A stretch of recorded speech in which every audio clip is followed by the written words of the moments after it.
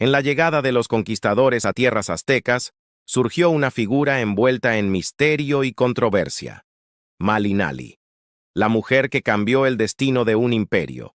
Dicen que su voz fue su mayor arma, que con cada palabra podía sellar alianzas o condenar a su propio pueblo. Esclava, intérprete, amante y para muchos, traidora. Su nombre aún resuena entre susurros de dolor y poder: la Malinche. ¿Desde dónde nos estás viendo?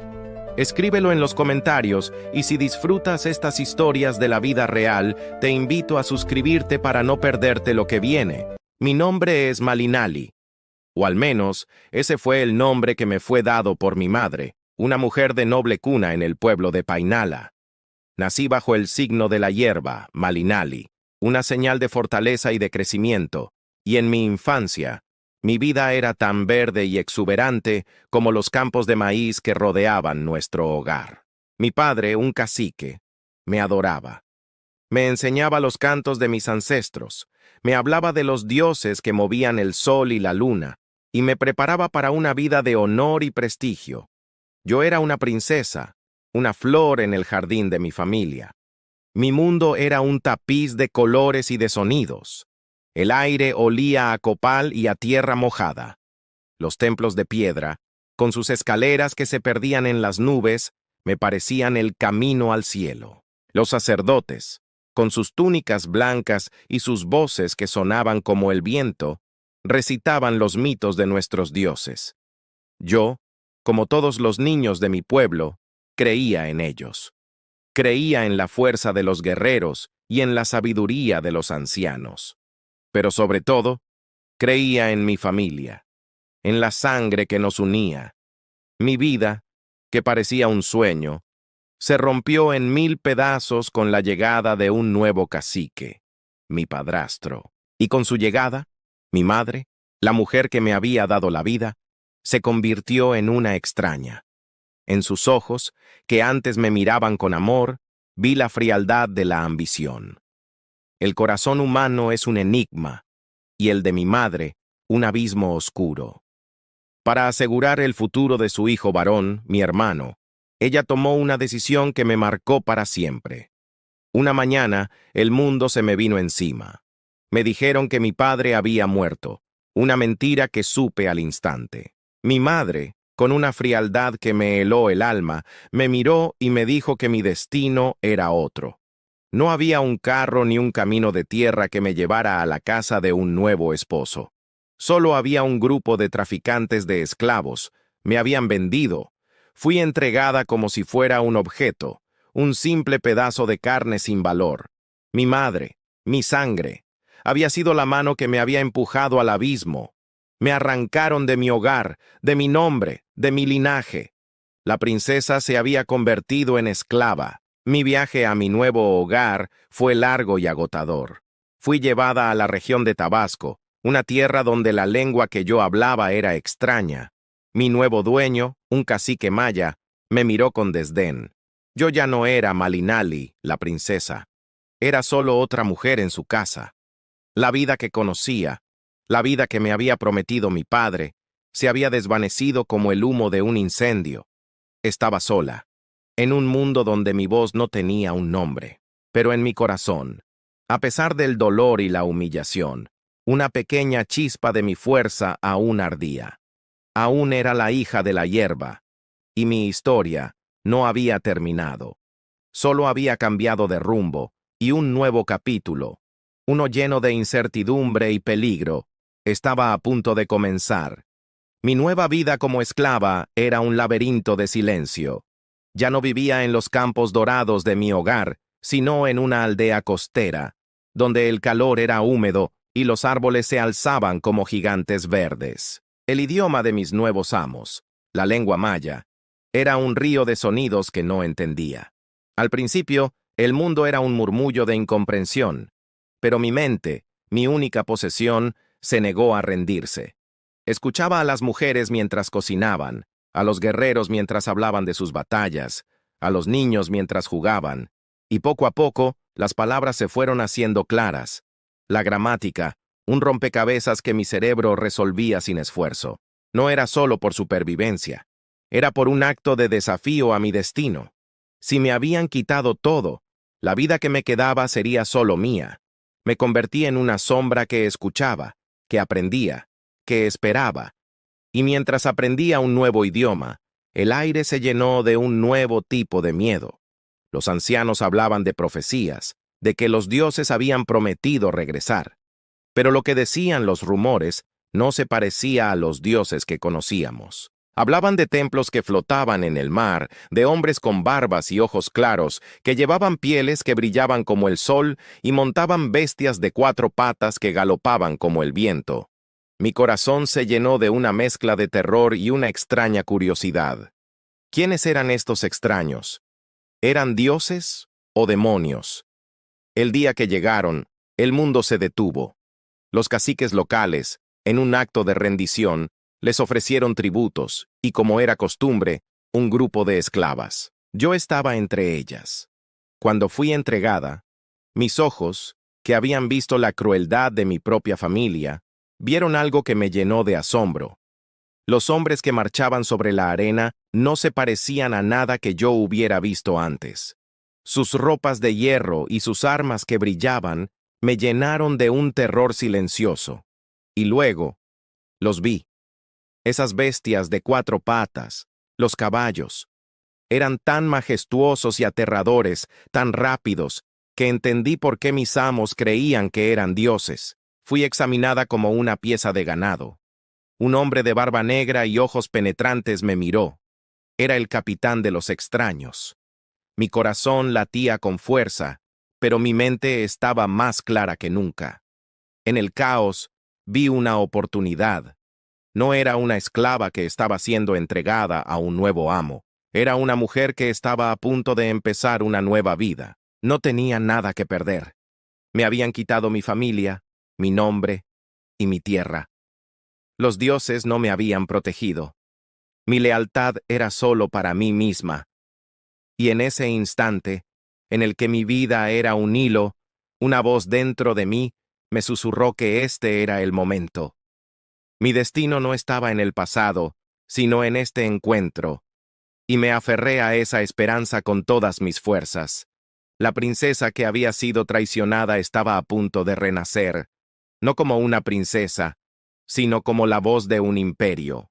Mi nueva vida comenzó sin una ceremonia, solo con un cambio de dueños.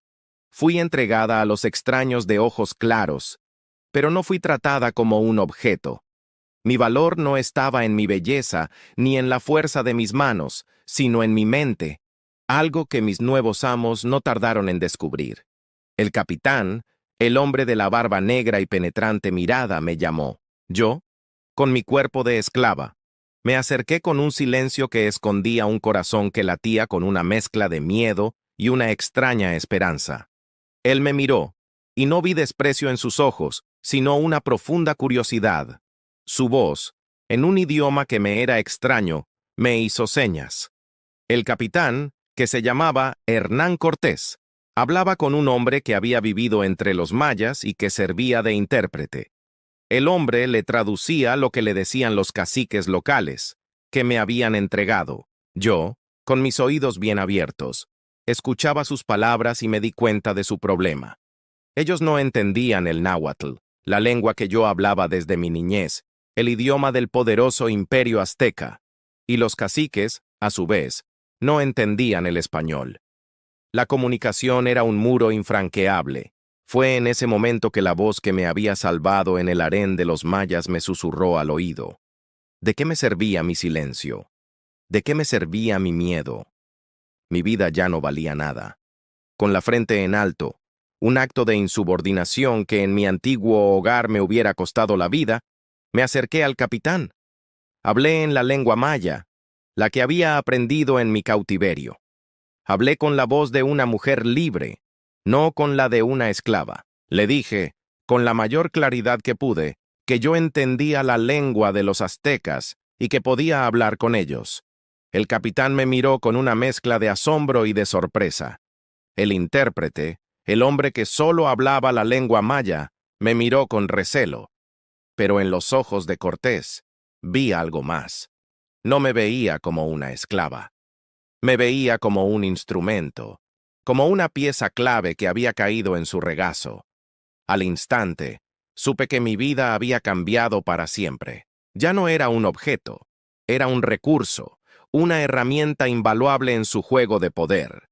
Mi mente, mi inteligencia, era ahora mi única y más poderosa arma. Mi primera tarea como intérprete fue la más importante. Yo, una mujer, me sentaba entre dos mundos, el de los extraños y el de mi propia gente. Era mi voz la que transmitía las intenciones de Cortés a los emisarios de los caciques. Yo era la que escuchaba los miedos de mi pueblo, sus profecías y sus planes. Cortés no era solo un capitán, era un estratega, y yo era la pieza que le permitía ver el tablero de ajedrez completo. Me preguntaba cómo un hombre tan astuto había confiado en una esclava. Pero él sabía, con una intuición que me asombraba, que mi lealtad no era para un pueblo que me había traicionado, sino para mí misma y para la oportunidad que él me había dado.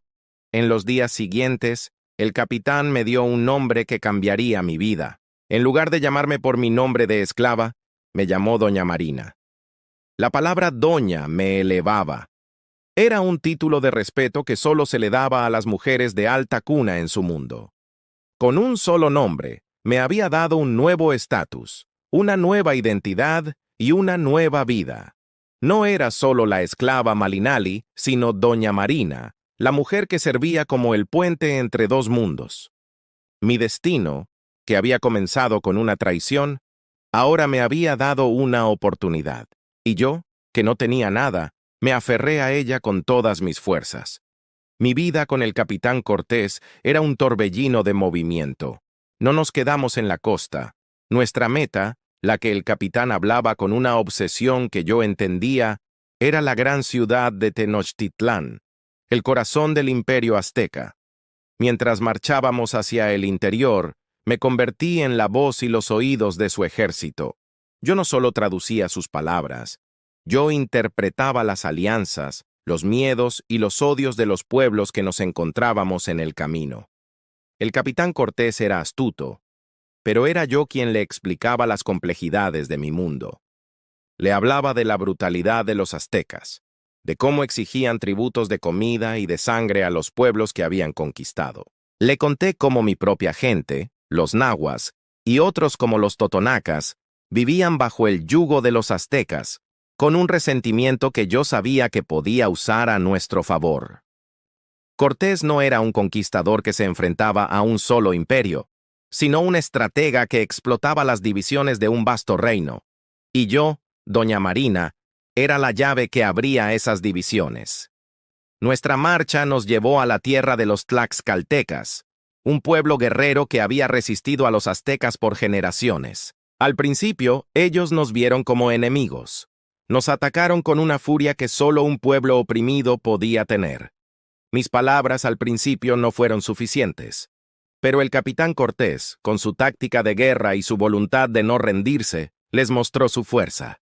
Yo, por mi parte, les hablé de la injusticia, de la tiranía de los aztecas y de cómo nuestra alianza podría liberarlos a todos. Les recordé que teníamos un enemigo común, y ellos, que habían perdido a sus hijos en las guerras floridas de los aztecas, escucharon mis palabras. El día que el cacique tlaxcalteca me miró a los ojos y me dio la mano, supe que habíamos ganado la guerra sin sangre.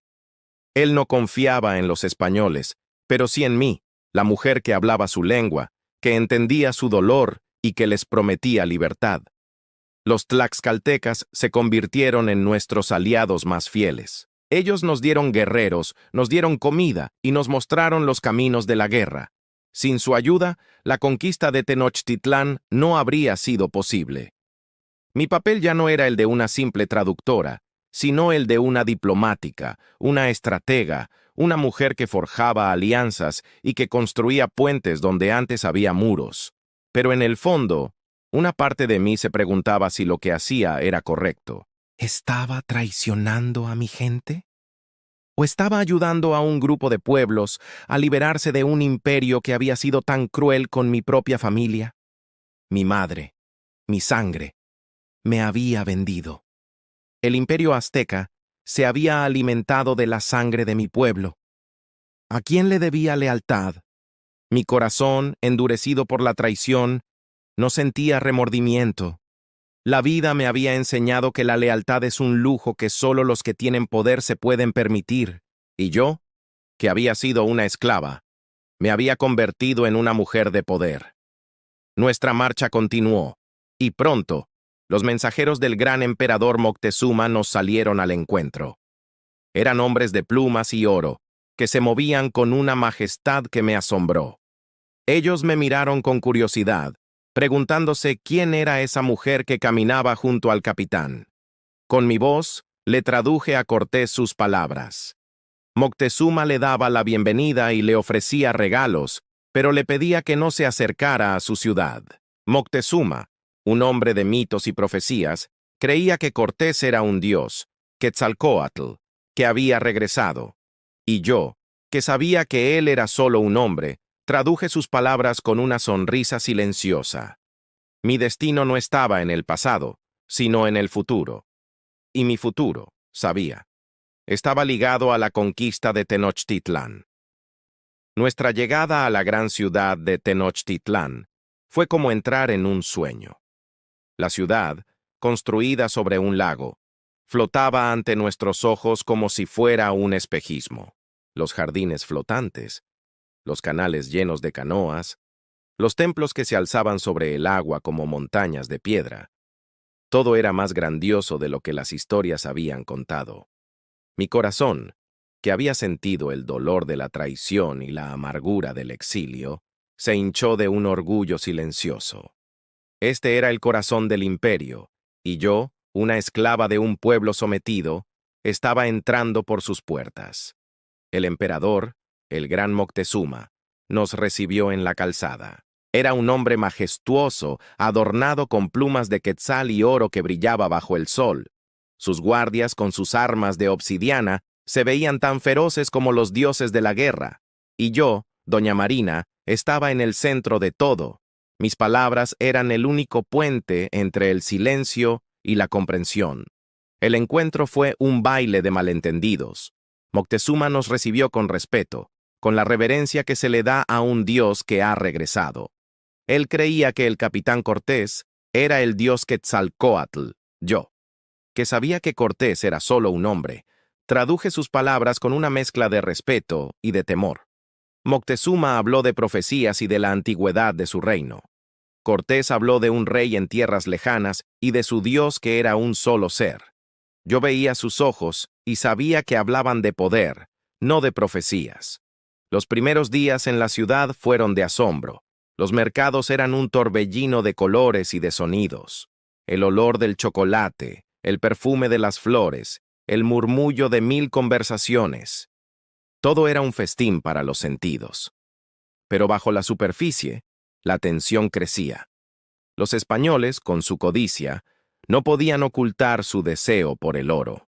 Sus miradas se clavaban en los brazaletes, en los collares y en las estatuas que adornaban los palacios. El capitán Cortés, que había sido recibido como un dios, actuó como un conquistador. Su ambición no tenía límites. Él quería el poder, quería el imperio. Yo traduje sus órdenes de que Moctezuma se convirtiera en un prisionero en su propio palacio. Lo vi, el gran emperador del sol, convertirse en una marioneta en manos de un hombre que había cruzado el mar. Sentí el terror de los aztecas, la indignación de los guerreros. Lo que había comenzado como un encuentro diplomático se había convertido en una ocupación. Yo, que había sido un puente, me había convertido en una cómplice. Mi vida, que había sido una historia de supervivencia, ahora era una historia de conquista. Y no sabía si esta vez iba a sobrevivir al final. El fin de un imperio se estaba escribiendo ante mis ojos. Y yo era la única que lo entendía en ambos idiomas. El gran Moctezuma era un prisionero en su propio palacio, un rey sin reino. La ciudad, una vez llena de vida y de ceremonias, se había vuelto silenciosa. Pero bajo el silencio, sentía que la ira de los aztecas crecía como el calor en el verano. Los guerreros nos miraban con un odio que ya no se escondía. Mi posición, una vez tan segura, se había convertido en la más peligrosa. Yo, doña Marina, era la voz que se movía entre la calma tensa de los españoles y la furia de mi propio pueblo. El capitán Cortés, siempre astuto, no confiaba en la calma, y su desconfianza se confirmó con la llegada de una noticia que lo hizo palidecer. Unos hombres de su misma sangre, liderados por un capitán de nombre Pánfilo de Narváez, habían llegado a la costa con órdenes de arrestarlo. El capitán, con la furia de un león acorralado, me miró y me pidió que le tradujera la carta. Yo leí las palabras y entendí su dilema. Su futuro y el de nosotros, sus aliados, estaba en juego. Cortés no dudó. Dejó a un hombre de confianza, Pedro de Alvarado, al mando de Tenochtitlán, y marchó con su ejército para enfrentarse a sus rivales. Mientras el capitán Cortés no estaba, el silencio de la ciudad estalló. Pedro de Alvarado, un hombre de temperamento violento y de corazón frío, cometió un acto que nadie podría perdonar. Los aztecas, con la bendición de Moctezuma, celebraban una de sus fiestas más sagradas en el Templo Mayor. Los nobles y guerreros, sin sus armas, danzaban en honor a sus dioses. Y en el corazón del templo, sin previo aviso, Alvarado y sus hombres cerraron las salidas y desataron una masacre. Los gritos de la desesperación resonaban en toda la ciudad. La sangre corría por las escaleras del templo como el agua de un río. Yo, que había visto la crueldad de la guerra, quedé horrorizada. No había un solo guerrero en ellos, solo nobles desarmados. Supe, en ese momento, que la puerta a la paz, la que yo había abierto con mis palabras, se había cerrado para siempre. Los aztecas no lo perdonarían. La furia del pueblo se convirtió en una revuelta. Miles de guerreros, sedientos de sangre, rodearon nuestro palacio y nos atacaron con una ferocidad que solo un pueblo herido podía tener. Atrapados, luchábamos por nuestras vidas. La ciudad, antes un sueño, se había convertido en nuestra tumba. Fue entonces cuando el capitán Cortés, que había derrotado a Narváez, regresó a Tenochtitlán. Pero ya era tarde, no había nada que pudiera hacer. Para calmar a la multitud, el capitán Cortés le pidió a Moctezuma que hablara con su pueblo. Moctezuma, que para ellos ya no era un emperador sino un traidor, se paró en el balcón de su palacio. Les pidió que se detuvieran, que no derramaran más sangre. Pero su pueblo no lo escuchó. Sus propias palabras fueron respondidas con una lluvia de piedras y flechas. Y en medio del caos, el gran emperador Moctezuma, que una vez fue el amo de un imperio, cayó, asesinado por su propia gente. La muerte de Moctezuma marcó el fin. La ciudad ya no era un lugar de paz, sino de guerra. Éramos prisioneros en un palacio que se estaba convirtiendo en una ruina. Sabía que no había salida. La única opción era huir. Y bajo el manto de la noche, bajo una lluvia que no dejaba de caer, nos preparamos para escapar de la ciudad, para un destino que solo los dioses conocían. El día de la matanza en el templo, que se había extendido por toda la ciudad, había convertido nuestro sueño en una pesadilla. Éramos ratones atrapados en una trampa de la que no había salida. La ira de los aztecas era un fuego que no se extinguía. El capitán Cortés, que había regresado con refuerzos, se encontró en una ciudad que lo odiaba, en un palacio que era nuestra prisión. Solo había una forma de escapar: huir.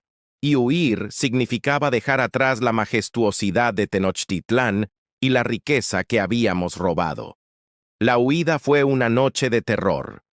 Bajo el manto de la oscuridad, con una lluvia que se sentía como el llanto de los dioses, comenzamos nuestra salida. La gran calzada, que una vez fue el camino de nuestra gloria, se convirtió en nuestra tumba. Los guerreros aztecas, que nos habían dejado entrar como siervos, nos atacaron con una furia que no tenía límites. El sonido de sus canoas, el zumbido de sus flechas, los gritos de mis aliados y los españoles que caían al lago. Todo se mezclaba en una sinfonía de muerte. Vi a hombres que antes se sentían invencibles caer bajo el peso de su armadura, ahogándose en el lodo y la oscuridad. El tesoro que llevaban, las joyas y el oro que habían codiciado, los arrastró al fondo de la laguna.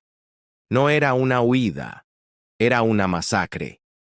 Yo, que conocía la tierra y el agua, me aferré a la vida. Luché con el miedo y la desesperación, pero mi corazón se mantuvo firme. Al amanecer llegamos al otro lado. Los pocos que habíamos sobrevivido, que estábamos cubiertos de lodo y de sangre, miramos a la ciudad que habíamos abandonado. La ciudad que una vez me había asombrado, ahora era un nido de muerte, un fantasma que me perseguiría por el resto de mis días. El capitán Cortés por primera vez estaba roto. Se sentó en la tierra, con la cabeza entre las manos, y lloró. No lloraba por el tesoro que había perdido, sino por sus hombres que habían muerto. En ese momento, no era un conquistador, era solo un hombre que había perdido la guerra. Mi corazón, que se había endurecido por la vida, sintió compasión. Me acerqué a él, y con mi voz, que era la única que él entendía, le hablé. Le recordé que no todo estaba perdido.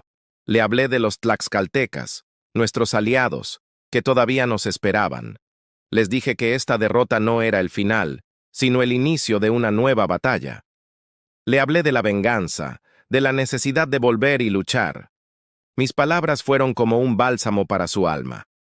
Vi en sus ojos cómo la esperanza volvía a encenderse. Me miró, y su mirada no era la de un capitán que mira a una esclava, era la de un hombre que mira a su igual, a su compañera, a la mujer que le había devuelto la fuerza. Y yo, que una vez fui la hija traicionada, ahora era la mujer que había salvado al capitán Cortés de la desesperación. Nos levantamos del lodo y la sangre y comenzamos a caminar de nuevo. El camino era largo, pero nuestro destino era claro: regresar y conquistar la ciudad que nos había derrotado. La derrota de la noche triste, en lugar de ser el fin, fue el principio. El capitán Cortés, con el alma rota y el cuerpo herido, tomó la única decisión posible. Nos retiramos a Tlaxcala. El camino fue largo, doloroso y lleno de incertidumbre. Pero mis palabras, que le habían devuelto la esperanza, se cumplieron. Los tlaxcaltecas, un pueblo de honor, nos recibieron no como fugitivos, sino como aliados. Nos dieron comida, refugio y, lo más importante, su lealtad. Sin ellos, la historia de la conquista habría terminado en ese momento. Mientras mis aliados se recuperaban de sus heridas, yo me dediqué a planificar la nueva guerra. El capitán Cortés había aprendido una lección valiosa en la derrota. No se podía conquistar una ciudad construida sobre un lago con un ejército a pie. El nuevo plan, el que yo le ayudé a comunicar a los caciques, era audaz. Construiríamos pequeños barcos o bergantines en tierra. Los desmontaríamos pieza por pieza y los llevaríamos a través de las montañas hasta el lago de Tenochtitlán. Con esos barcos, podríamos cortar las calzadas y aislar a la ciudad, debilitando a los guerreros aztecas y a su gente. La guerra ya no sería un ataque frontal, sino un asedio paciente. Mientras los carpinteros y los guerreros trabajaban en la construcción de los barcos, algo mucho más silencioso y aterrador que cualquier ejército comenzó a extenderse por nuestra tierra. Los españoles habían traído consigo un mal que no tenía nombre, una enfermedad que cubría la piel con pústulas y que se llevaba la vida de los guerreros, de los niños y de los ancianos en cuestión de días. Una plaga a la que no teníamos defensa. Yo veía a la gente de mi pueblo caer, sin aliento, con un terror en sus ojos que me helaba la sangre. Mientras los españoles se reían de los aztecas que caían, yo sentía la culpa y el dolor de una herida que no se curaba. ¿Qué clase de guerra era esta, donde el enemigo invisible era más mortal que las espadas y los cañones? El rostro de la muerte se había convertido en una plaga, en una enfermedad que se llevaba la vida de miles. Vi cómo la fuerza del ejército azteca, que una vez fue el terror de las naciones, se desvanecía. La enfermedad, un arma que nadie había esperado, estaba haciendo el trabajo sucio. Mi corazón se llenó de una profunda tristeza. Sabía que la victoria, que ahora era inevitable, vendría a un costo que nadie podría pagar. Finalmente, el día de la venganza llegó.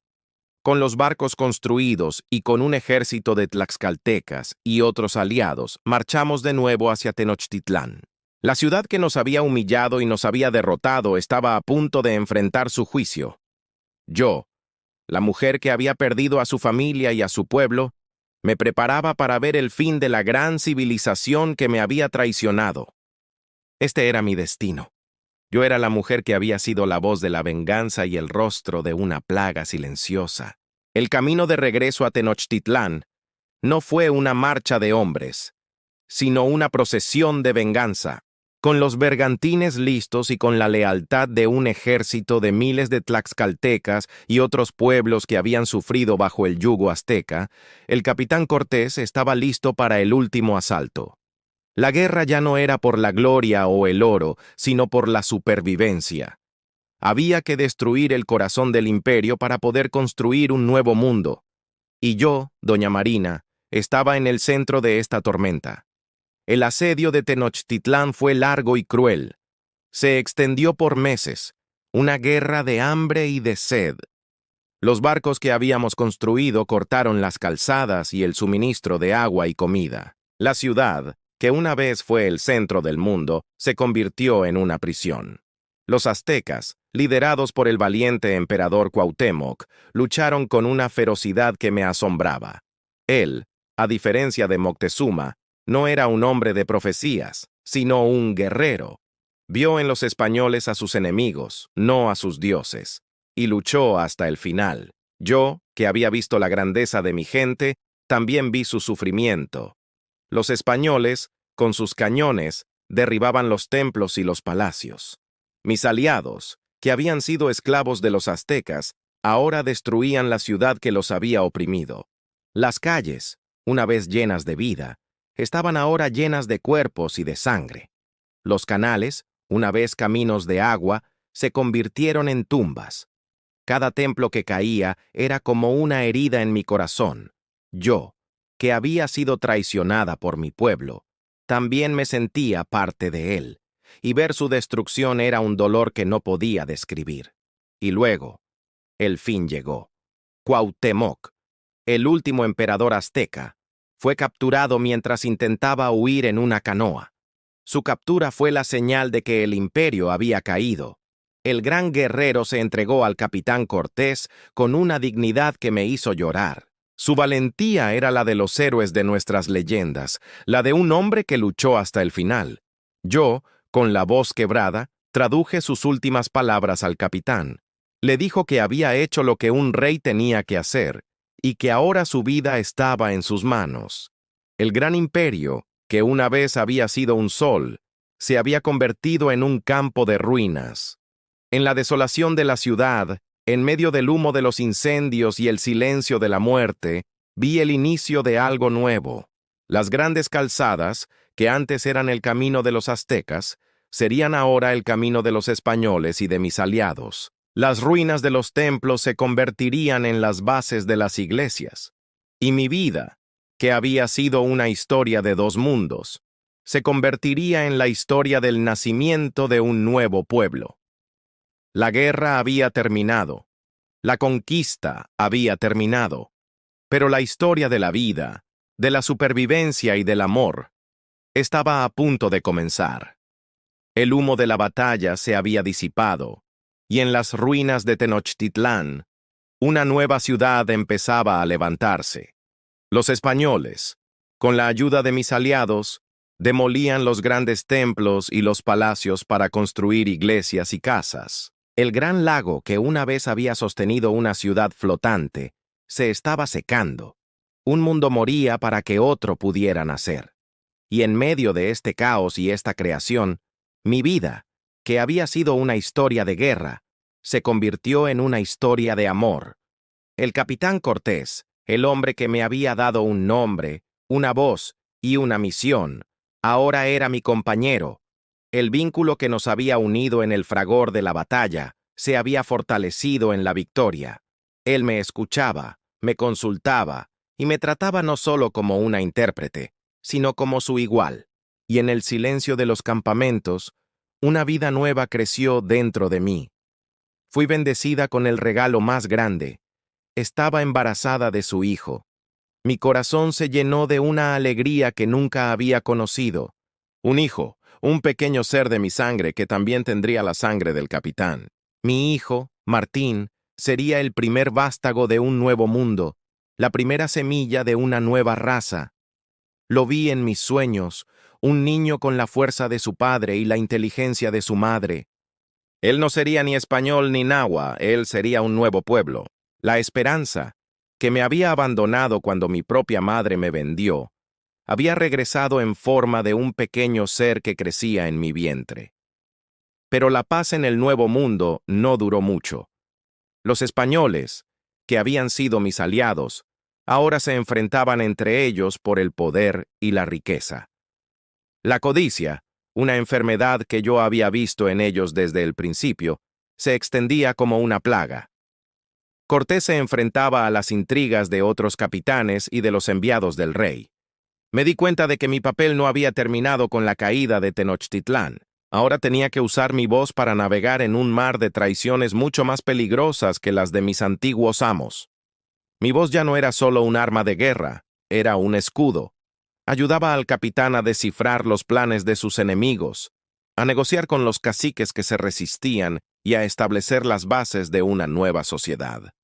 Pero mi posición, que antes era una fuente de poder, se estaba volviendo una carga. No era la mujer de su mundo, y mi hijo, aunque era de su sangre, nunca podría ser el heredero de su título. Y entonces, la noticia llegó. La esposa de Cortés, la mujer que él había dejado en Cuba, se preparaba para viajar a Nueva España. Su llegada, lo supe de inmediato, significaba el fin. El capitán, para asegurar su posición y la de su hijo, no podía tener una relación abierta conmigo. Nuestra historia, que había comenzado en el fragor de la batalla, estaba a punto de terminar. Yo no me quejé. No pedí explicaciones. La vida me había enseñado que el amor es un lujo que solo dura un tiempo. Y yo, que había ganado tanto, estaba a punto de perder lo que más amaba. Mi corazón, que había luchado con tanta fiereza, se preparaba para su última batalla. La batalla de la soledad. La noticia de la llegada de la esposa del capitán Cortés, una mujer de su mundo llamada Catalina, fue la última traición que la vida me tenía guardada. No hubo gritos, ni lágrimas, ni promesas rotas. Solo hubo un silencio profundo que se apoderó de nosotros. El capitán Cortés, que había conquistado un imperio, no podía luchar contra la tradición. Él necesitaba a su esposa para legitimar su posición en el nuevo mundo. Y yo, que había sido su voz y su compañera, no tenía un lugar en su futuro. Él no me abandonó. El capitán Cortés, siempre astuto, hizo un arreglo para mí. Me casó con uno de sus capitanes más leales, un hombre de buen corazón llamado Juan Jaramillo. Yo, que había visto la muerte de un imperio y el nacimiento de otro, no me resistí. Sabía que esta era la única forma en que podría tener una vida de paz. No era una esclava que se casaba con su amo, era una mujer que se casaba con un hombre que la respetaba. Y con el matrimonio, el capítulo de mi vida con el capitán Cortés se cerraba. Nuestra separación no fue con un adiós, sino con un silencio. Mi corazón, que había aprendido a ser fuerte en la guerra, se sentía como una herida que no se curaba. Pero la vida, que siempre va hacia adelante, me dio un nuevo propósito. Me casé con Juan Jaramillo, y en el transcurso de mi matrimonio fui bendecida con otro hijo, un niño al que llamamos Diego. Diego, a diferencia de mi primer hijo, Martín, nació en un mundo de paz, en una ciudad que ya no era una ruina, sino la capital de una nueva civilización. Con mi vida ya no ligada a las batallas, me dediqué a mis hijos y a mi nuevo hogar. Juan Jaramillo me trató con la dignidad que mi primer marido nunca me había dado. Él me vio no como un puente o un arma, sino como una mujer. Tuvimos una vida tranquila, y por primera vez en mi vida, no estaba rodeada por la intriga, la guerra y la sed de poder. Estaba rodeada de amor. El capitán Cortés, antes de partir de Nueva España, me visitó por última vez. Lo vi no como el conquistador, sino como un hombre cansado, un hombre que se iba para rendir cuentas ante su rey. No hablamos de los viejos tiempos, no hablamos del pasado, simplemente nos miramos, y en ese silencio, ambos entendimos que el viaje que habíamos hecho juntos, desde la costa hasta el corazón de un imperio, había terminado. Mi vida, que había comenzado con la traición de mi familia y el exilio, había encontrado una paz que nunca había esperado. No era una reina, no era una heroína. Fui una mujer que, en un mundo que se derrumbaba, hizo lo que tenía que hacer para vivir. Y al final de mi vida, me di cuenta de que mi historia no era de traición. Mi historia era de la vida, de cómo una mujer, con nada, lo había ganado todo. La historia de la conquista se escribió con sangre y con oro.